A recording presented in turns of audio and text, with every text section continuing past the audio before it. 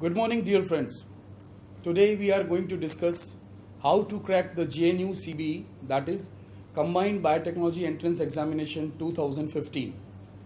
Myself, Dr. Amit Balani, and my friend Dr. Urvish Chhaya from NV Patel College of Pure and Applied Sciences are going to advise you how to score better with whatever preparation you are having till date in the JNU CBE examination.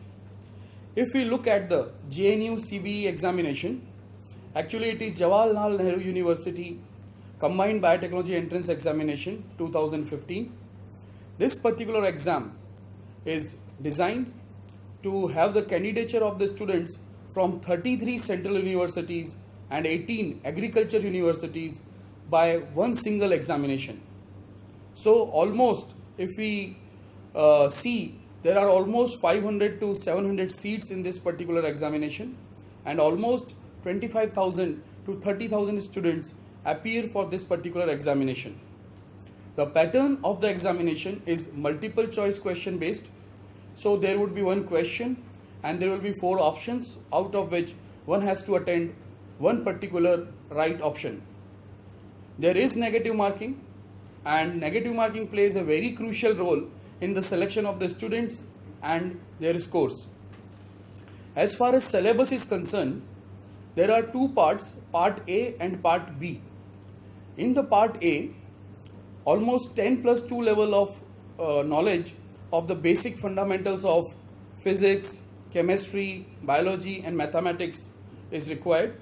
The part 1 looks for the basic fundamentals and basic knowledge and awareness of the students about physics, chemistry, biology and maths. This is a very prestigious national level entrance examination, and as we have said that almost 30,000 students appears for this particular test. So obviously the level of preparation that is required is also very good. The obvious benefits for appearing and scoring good in the JNU CBE examinations are, the first and foremost thing is that these are the 33 plus 18 very good universities, almost premier institutes of the nation, where getting an admission is first step towards getting excellence in your studies or the MSc program. The fee structure is also very less and affordable. Besides that, so many facilities of practicals and teaching facilities and exposure to various seminars and conferences is there in all these universities. Besides that, the Department of Biotechnology also provides a decent scholarship so that one can do its MSc program with less financial burden on himself or their parents. Now, let us see the course outline for JNU entrance examination. As we have already discussed that there are part A and part B, but ultimately the entire examination is of 3-hour duration, that is 180 minutes, in which one has to attend 100 questions. If we see the entire pattern, the part A will have multiple choice questions at the level of 10 plus 2 in the subjects of physics 20 questions, chemistry 20 questions, mathematics 20 questions and biology 20 questions. But the candidate has to attempt maximum 60 questions. So this particular combination provides for the students who are having physics, chemistry and maths, they can also attend maximum 60 questions. Likewise, those who have physics, chemistry and biology, they are also having equal opportunity to attend maximum questions and to gain the scores. These 60 questions carries 1 marks each, and there is negative marking, and mind it, this negative marking is very high. In fact, if you will get 1 mark for each correct answer, 0.5 marks, that is half mark, would be deducted for every wrong answer.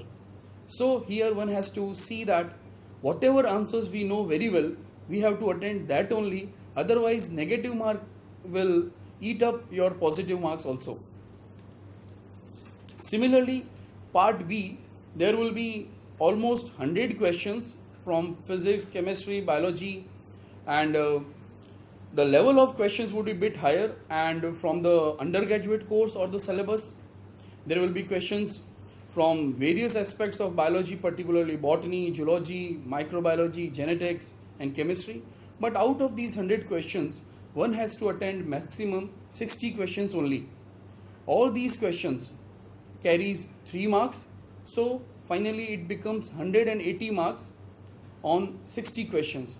There is negative marking, and negative marking is 1 mark will be deducted for every negative answer. So you will get 3 marks for every correct answer and 1 mark will be deducted for every wrong answer. So almost 33% negative marking is there. So one has to be very honest and meticulous that only those answers where we are very much confident that they are correct answers, one should attend that only. Now, so it finally makes that this entire JNU CBE exam is carrying 240 marks, of which the part 1 carries 60 marks and part B carries 180 marks. So out of these 240 marks, the thing that plays very important role is the nervousness that one is having during the exam. What is the cutoff score? Whether we will get our rank into that exam or not. Because of this pressure, a student attends more question than actually he really knows. So here, one point that is worth mentioning is that one should look into the pattern, that what is the highest score for JNU CBE and what is the cutoff marks. And if you will have that knowledge, it will help you to overcome the tendency to attend more questions. Actually, this is not about attending more questions, because our experience and our analysis in this particular examination says that the student who gets between 160 to 170 lands in top 50 ranks. Although at every score, at every mark, there will be 20 to 30 students almost. So even if you get 65 to 66% marks, that is 160 to 170 marks, you will be in the top 50, and whatever is your choicest university, you can get admission in that university. So one need not panic for attending more questions. As far as cutoff mark is concerned, at what marks the admission would be cut off, that is almost 90 to 100. And this I am talking about the first round of admissions. So even if you have scored nearly about 35 to 40% of the marks, you will be in the list. Your rank might be 500, your rank might be 600 something. You might not get your choicest university, but you will get into the universities through JNU. And all these universities are too good for pursuing the master's course. So here 90 to 100 is the cutoff, 160 to 170 is mostly the marks of the top ranker. So if you score anywhere between 100 to 160, you will get a rank in JNU.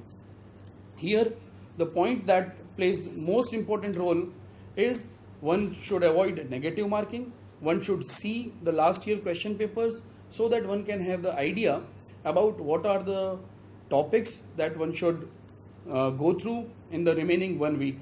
Now in the part 2, my friend Dr. Urvish Chaya will talk about various topics and subjects which are of utmost importance, and in the remaining 1 week what should be revised as far as syllabus is concerned. He will throw light on these particular topics. Thank you.